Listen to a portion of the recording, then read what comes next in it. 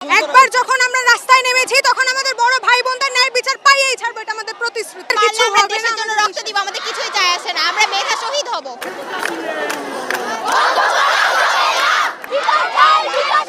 রাজধানীর আজিমপুরে এই মুহূর্তে শিক্ষার্থীদের সাথে অভিভাবকরাও কিন্তু এসে যুক্ত হয়েছেন। আমরা যেমনটি দেখতে পেয়েছি যে এখানে বিভিন্ন কলেজ এবং স্কুলের শিক্ষার্থীরা, আমরা ক্লাস 6, 7 এবং 8, 9 পর্যন্ত শিক্ষার্থীদেরও কিন্তু এখানে আন্দোলনে অংশগ্রহণ করতে দেখেছি। আপনি ক্লাস 10-এ পড়েন কিন্তু আপনি সড়কে বেরিয়ে এসেছেন, আপনার নিরাপত্তা কে দিচ্ছে এখানে?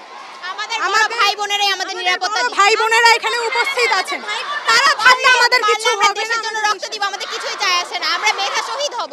একবার যখন আমরা রাস্তায় নেমেছি তখন আমাদের বড় ভাই বোনদের ন্যায় বিচার পাইয়েই ছাড়বো, এটা আমাদের প্রতিশ্রুতি। কি আপনাদের হাতে এটা কি? বেলুনি। এগুলো অন্তত আমাদের তো আত্মরক্ষা করা লাগবে। আমাদের কাছে তো আর অস্ত্র নাই, অন্যান্য মানুষের কাছে অস্ত্র আছে, তারা আমাদের উপর হাঁপায় যে তোমাদের যা কিছু আছে তোমরা তাই নিয়ে চলে আসবে।